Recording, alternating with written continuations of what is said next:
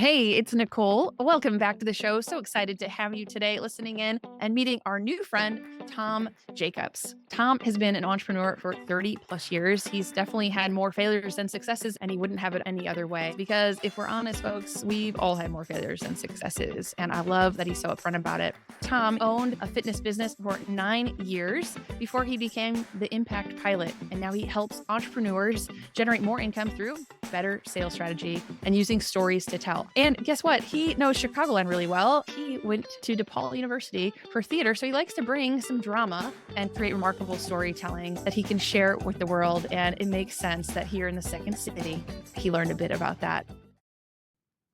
Hey, if you're an entrepreneur who usually fast forwards intros just like this one, this is the podcast for you. I'm so excited for you to be here on the show, Tom, all the way from Taiwan today. Yeah, glad to be here, Nicole. Matt, good to see you guys. Yes. Welcome. Tom, I like to start the show the same way with every single guest. Tell me, how would you finish the sentence? You know you're an entrepreneur when? When your friends think all you do is play all day long and are on constant vacation mode, yet we all know what the reality is, 15-hour long days and always thinking about work. So you know you're an entrepreneur when you don't have friends. Yes. That's why we had to start the show, me and Nicole, because we call ourselves friends, but we realize all we do is talk about business and sales and marketing and everything else. And we're like, well, apparently we got to turn on mics to be friends because we have right. Yeah. And it's only because we made friends when we didn't have businesses yet in undergrad. So yeah. Regular friends don't understand what entrepreneurs go through, and you really need to be around other business owners. We're not normal people, and that's a good thing, I think. Yes, I think so. At least when we're with each other, we're like, hey, you get me. I feel seen. I always laugh because like my best friends, my spouse, of course, they know we're actually workaholics. They know the truth of it, right? That's what they would call us, is workaholic. Yet everybody else thinks we're just, on vacation mode all the time. I have friends that are teachers, oddly enough. Some of them had e-learning day today. And one of them texts me and it's like, hey, can we go meet up for a drink and lunch today? I'm like, no, I'm working. Like, they just think whatever. Yeah, it's funny that you say, Matt, like workaholics. Do we consider ourselves workaholics? Like, do you? I don't. It does give us those freedoms, like Tom said, if we do want to have that cocktail at noon. But Tom's right. There is this like dichotomy of people who just think that we do nothing and we're in control of our schedule. Yeah. Or when people say you don't have a boss and you're like, I currently have 17 of them. So get back to me about that. Well, tell me a bit about the business that you own, Impact Pilot. Well, it all really started in my fitness business. The business now is all about sales conversion. So if you think about the sales process, when the lead enters your sphere all the way to the sale. So I have an appointment setting service that takes leads and books appointments for what I call heart-centered salespeople or people in the health and wellness industry. And then if they're having trouble converting the appointments that we book into actual paying clients and patients, then I coach them on how to sell from the heart. From the heart. I love it. I love it. So tell me, what's your story? Let's go back even farther than that. What led you to entrepreneurship altogether? That's really interesting. And as I've been doing more interviews, that's always the first question is like, where do you get your entrepreneurial spirit? It wasn't nurture because my dad was in academia and then worked for a company for 30 years after he left college work. My mom was a dietitian working at nursing homes.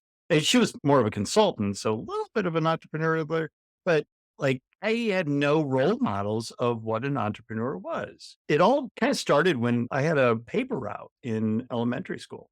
And that was the first time that I actually had to ask people for money. When I was 16, I started a mobile DJ and string quartet business. And I actually implemented direct response marketing before I knew what direct response marketing was. So I would go through the Sunday paper that I delivered myself and then would go through the engagement section and look up all the brides to be. Yeah. Brilliant. I would put them down on a piece of paper and then I'd go to this book that was called The White Pages. No, I don't remember. I don't remember. Not possible. I would send a letter with a demo tape of, DJ and the string quartet. I remember one time I went to a bride's house to do the kind of the pre-wedding list, where you go through the Mhm. playlist and everything. She gives me her deposit for the gig. And then she was like, "Oh, this is so cool. And you're so young. Like, what school do you go to?" And I was like, "Oh, I go to Northmont." And she was like, "Oh, I haven't heard of that college." I was like, "Oh, no, it's Northmont High School." And she was like, "You're how old are you?" I'm like, "Oh, I'm 16. Yeah, and can we wrap this up? Because my mom's waiting for me in the car to take me." I have $1,000 check in my hand from it. Mhm. I think she's wanting to, like, pull it back. Yes. I'm like, "Who should I just hire?" Yeah, but we did Yeah. the wedding. It was fantastic. She loved it. So Mhm. and that took me through high school and college. Hey, just a reminder, our show is brought to you by SmartCookie Media, where we believe data tells a story, and not just any story, your business story. As a subscriber to the show or as a client, you'll get insights on profitable, data-driven marketing strategies that work for you and your business, your industry, not some cookie cutter trends. No, ideas that are led by your customer data so you know they'll work for you. Connect with me on LinkedIn or Instagram to learn more. Everything's in the show notes. Now, let's get back to the show. So, Tom, can you tell me a little bit about some case studies or examples or stories of how you've been able to come in and get some outcomes for people that maybe they didn't expect? Yeah, I mean, it's really just very small tweaks, mostly in the mindset of the practitioner that feels like, "Oh, I have to sell, and selling is a bad thing." It's something that I do to people, right? A lot of health and wellness people or heart-centered salespeople, they just want to help people. And the best way to help people is to sell them into your program. And so Yeah, that's it's really hard. the mindset shift. So one of my clients, he was a chiropractor, Dr. Nick, and he came to me and was like, "Tom, I'm doing these consultations, but maybe I'm selling like 2 or 3 people out of 10, Mhm. a 20 to 30% close rate." And in my world, if somebody's sitting down in front of me, they're sold. Like they're buying something because they took the effort to get in there for the appointment. They came there to buy. Right. It was the Actually. first yes. Yeah. And so Nick didn't have a script. He didn't have a call flow. It just kind of like meandered, tried to figure out what was going on with the patient, and then would vomit out like everything that he does for people and would teach along the way as well. And so the prospect would be like overwhelmed and then leave with like, "Oh, let me think about it," and then go away. Mhm. So we made some just very small tweaks. Well, first got a script together and then just had a call flow, right? So, Yeah. it was consistent and built up the tension in that prospect's mind. So by the end, he didn't even have to ask them to purchase. They were saying, "How do I get involved? How do I start?"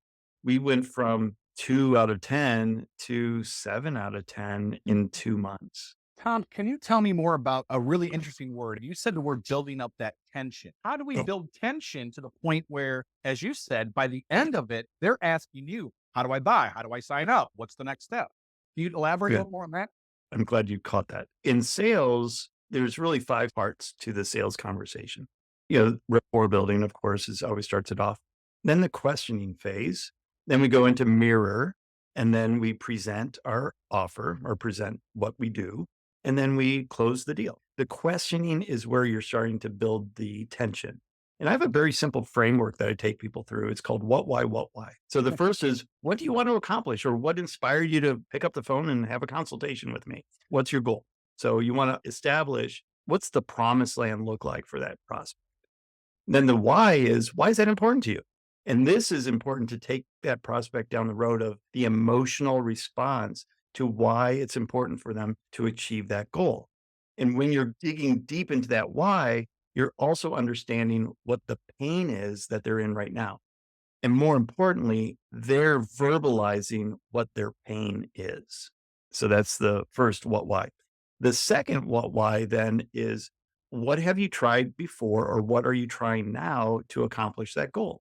So now we're creating even more tension. So now they're like, "Oh, I'm in so much pain. I really want to get to this goal because I want to be able to play with my kids and I can't because I'm 50 pounds overweight, blah, blah, blah, blah, blah."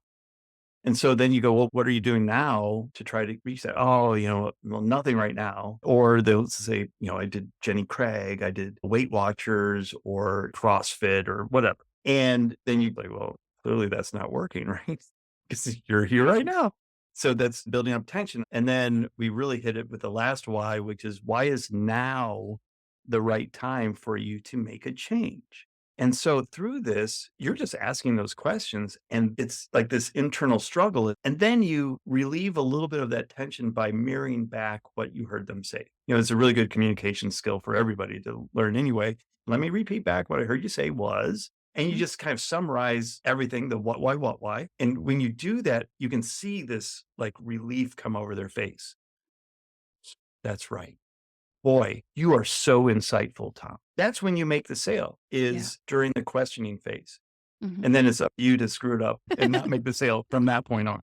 Well, so Tom, is there ever been a time where there's been that, little idea off to the side? Some people might call it the shiny object, be a distraction, but you actually ran with it or that it actually turned into a success for you? Well, the big one that comes to mind is the shift from the fitness business to sales coaching and having an appointment setting service. I mean, I have a degree in theater management from DePaul University. That makes absolutely no sense at all. When I owned the fitness business, so I had it for 9.5 years. And really, it was about year 5 that things were just rolling good. I struggled for 5 years. And then I just had the system in place. And actually, the coaching company that I was using, they approached me and said, you're killing it with your fitness business. Would you consider coaching other fitness business owners? I was like, hell yeah, I'm bored. Of course, this would be Right, something right, new. right, right. It made me better as a business owner because when you teach, you actually learn a lot more. And that transitioned into now selling their program. And then we created a 1-day workshop where I would travel literally around the world and put on small workshops up to like 20, 25 fitness business owners. And I would teach them the principles of running a fitness business, sales, marketing, employee management. And then at the end of the workshop, I would sell the program for $3,500 each. Mhm. In 3 years, I sold $4 million of that program, and I put 400,000 miles in airplanes. That was the new shiny object. I was like, Mhm. this is great. This coaching, teaching people, selling from the stage. I was like, this is amazing. So then when the opportunity came to sell the business, I was like, let me go all in on coaching. I want to do this on my own. And so then I took that time between selling the business in 2018 to 2020 to start now the appointment setting service and really formalizing my coaching business as well. So for the last 3.5 years, I've been focusing on that first part of let's get the leads in front of you. That's where I struggled as a business owner. Like the leads would come in, but I was like, I really don't want to call these people right now. And so I hired a front desk person back in the fitness days to do all that appointment setting for me. And it made all the difference in the world because now somebody was consistently and persistently following up on leads and booking more appointments. So I took that idea and then formalized that into a whole system. And now I have employees that make all the phone calls. It's a really great foray into the coaching because then they go, yeah, I'm getting all these appointments, but I'm not closing anybody. Do you know anybody that could help me with sales? I could. Incredible. You obviously had a knack for sales. So as the leads came in, really what I was hearing, and you're not saying the word procrastinate, but it's easy for business owners to procrastinate calling back a lead for whatever reason. I've learned from actually a few podcast guests and then my own clients, they don't want to trust too many people with sales, or then they end up trusting the wrong people with sales. So you have tips there for people to consider whether they're going to outsource or whether they want to try to motivate and hire somebody. Yeah, absolutely. When I'm talking to people, and I get this from the doctors that I work with too, they're like, I just want to see patients. Can you do all the sales and the follow up and everything for me? I'm like, no. I mean, I could, but I'm not going to. Because when you're just starting out, they should be doing the sales themselves because the best salesperson in the organization is the owner because you have such intimate knowledge about the product. However, that's a double-edged sword because then oftentimes the owner doesn't have sales training or sales skills that they've learned that will help them convert that prospect into an actual paying client. And that's really the key. Sales is not something people are born with. People aren't natural sellers. It's a skill and it can be learned. And thank you, Nicole, for saying that. I learned it from an early age, but really I was crap at sales up Oh, yeah. until I mean, that's learning it, when isn't it? yeah, Saying, But When you're only even closing 20%, you start to realize, I better get better at this, right? yeah, exactly. Well, like, I was closing 10% when I first started my fitness business and almost went broke in 6 yeah. months because I couldn't sell. Mhm. Right. So I had to learn. That's the number one skill every business owner needs, is to learn how to sell. And once you start to sell your own product and then you get super busy, now you can train other people to sell for you. I I love think that. even what Nicole was even referencing to, and correct me if I'm wrong, when you start talking about like appointment setting and following up, and I've even learned, I mean, I think I was on the show and I even said it, like the first thing that we think of, oh, I just need a receptionist for $10 an hour. You know, you can go flip burgers and make 15 nowadays. So like you say these words thinking like, oh, he or she is just the person answering the phone. And so as a solo entrepreneur or a small business owner, you tend to think that job is only worth X because we have either this preconceived notion or we're cheap or whatever you want to call it. But they don't get the sales techniques and training to be able to get them to at least the point of the appointment. For Yeah, example, I had to ask a client the other day, Yeah. do you really want to bet your business? So you believe that you're the best to do it. That's what many of my clients have told me. And yet then they say, yeah, maybe you can just help me like recruit or hire. And then I'm like, okay, well, what's budget? And they're like, well, can I get like a VA or can I? I'm like, I don't know how you just went from the most expensive person in the business with the most experience to I'm going to bet my business, like the front door essentially. To me, it's super obvious, but I've learned a couple different examples Matt's alluding to. People regularly think, oh, that's all it's going to take. I always say, if it were that easy, everyone would do that and that would work. Yeah. But it's not that easy. You know, there Awesome. has to be some level of gift of gab, but there has to be some intrinsic motivation that they want to hit a goal. Like I love to hit a goal. I have an Enneagram 3. I want to hit my goal. I want to hit your goal. And so it always surprises me. Where do they think they're getting their sales information? You know, they study how many different things, whether it's medicine or whether it's fitness. How is it that people aren't like, you know what I really need?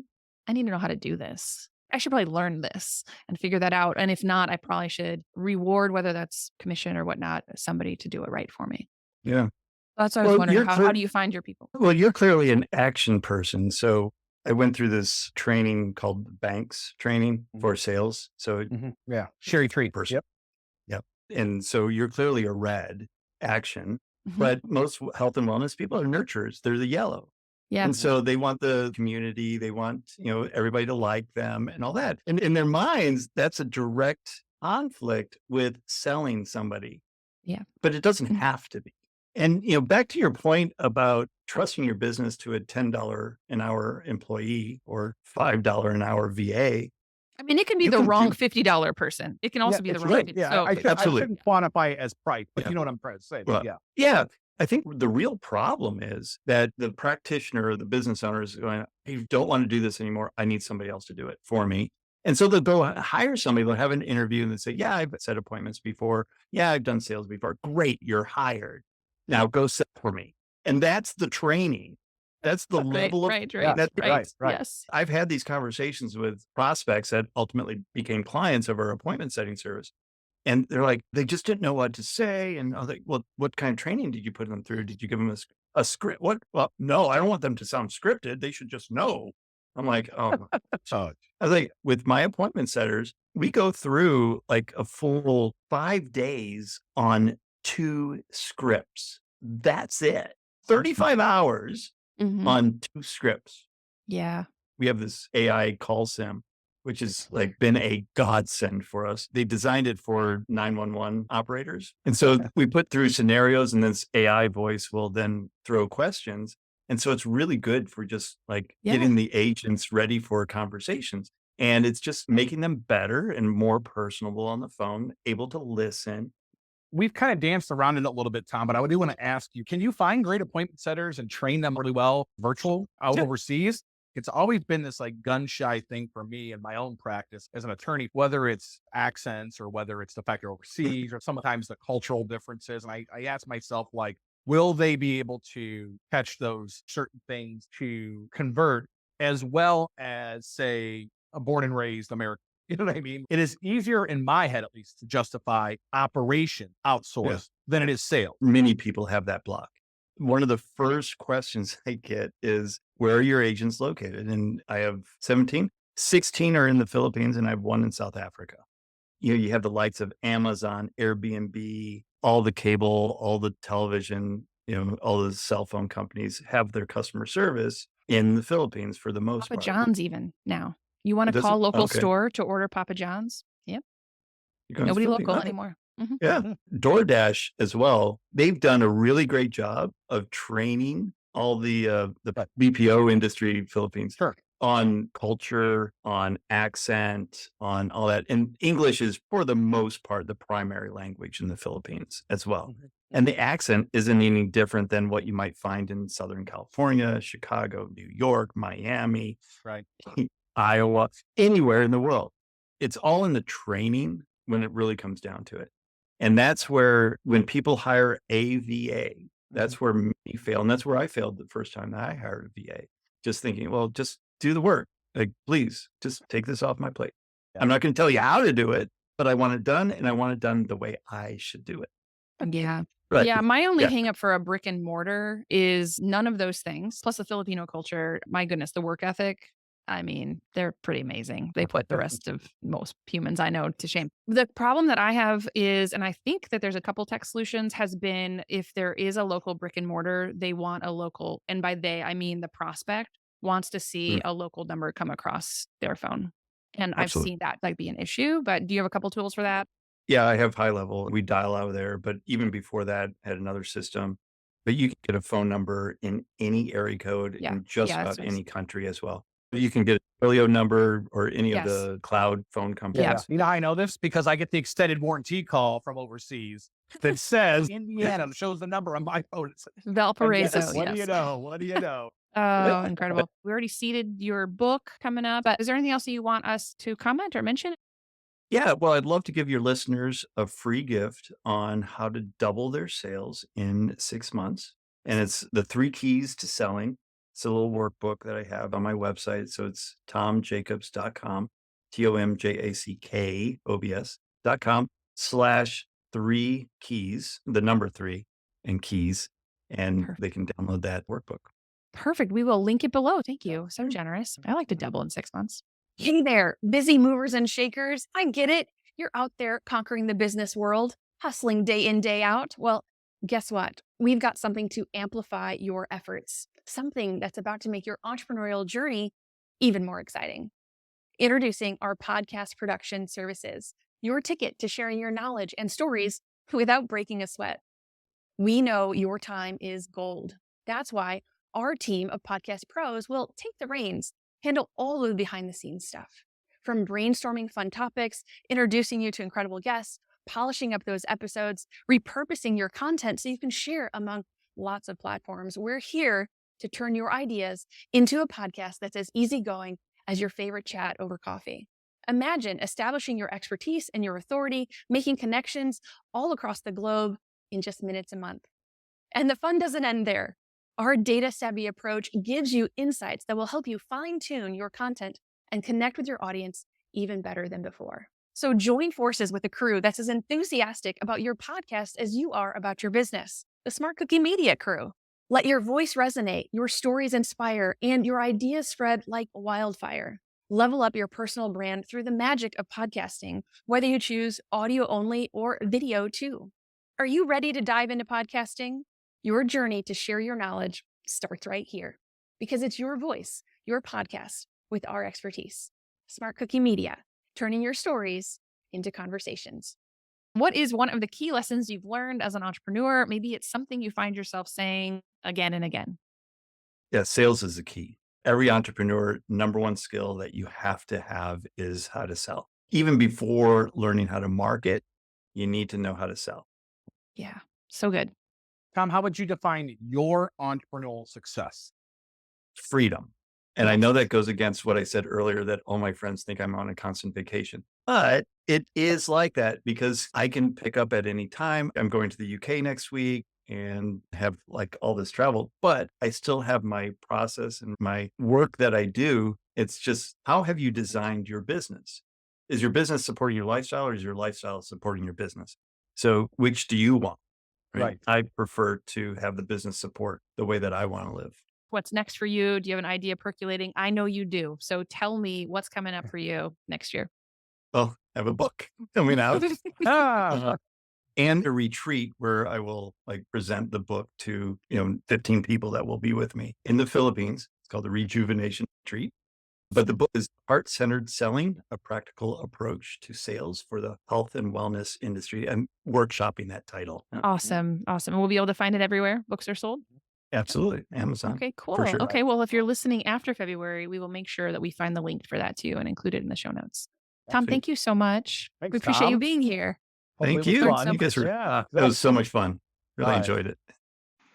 Hey, it's Nicole, and that's the end of the interview. But stick around. This is the part where Matt and I break it all down and give you our favorite takeaways. Listen in. Hey, Matt. So we just wrapped up with Tom Jackobs of Impact Pilot. And man, talk about one of our people. Totally into sales stories. I thought that was great. Yeah. Good times. One of the things that I think resonated for both of us, you tell me, was that basically he didn't say these words, but that sales doesn't have to be a dirty word. Sales doesn't have to be icky, whether someone is heart-centered because they're in healthcare or whether they just have had a bad experience and they don't want to be that guy, that girl. When it comes to sales, that sales is serving. I'm pretty sure there's a book title somewhere out there that I read. And when we can help our clients or help our teams realize that selling is actually serving somebody what they need because they need it, and maybe you can uncover it with his what, why method, for example, you're actually giving them an opportunity to get exactly what they want. Yes. You didn't make it sound like, let's push on the pain points of our consumer or our prospect. No, it lets the client, the prospect, make these determinations that they either want you to serve them or they don't. It's that simple, really. Yeah. So I thought it was great how he broke that down for us. Yeah. And I loved that it really was a temperature gauge for anybody who's on the phone. If someone's in front of me, they likely are going to see a sales deck because they've already been through a few ways to say yes, right? They signed up for a consult with me. Then they said yes by filling out, like I have a little video afterwards where they can answer a couple of questions. And so they've said like mini yeses. And so usually by the time I get someone on a call, they're going to see my sales deck. Unless there is some type of temperature reading that I get that makes no sense. Like if they were to say like, well, I'm not going to be making a decision today, or I'm not doing this till next year, then I may not share the entire deck if it's not worth my time. And his second why was why now? And that was such a great way to just get the temperature or the read of the room. Is this the time to actually pitch them on something or not? That was great. It was great. As somebody who loves sales, like I felt like we both walked away with like, hey, I got a new tool. Yeah, exactly. I was pretty happy with it. Mine's always when they call you up and they just want to say, how much? Yes, how much? Yes. Yeah. I like the calls that customers just say, I need this. Can I just I've never felt like an order taker, but it feels good every once in a while to get one of those too. It does feel good. Well, folks, if you're listening, you know what we always say? Keep listening. You've been listening to the Serial Entrepreneur Show, produced by the team here at SmartCookie Media.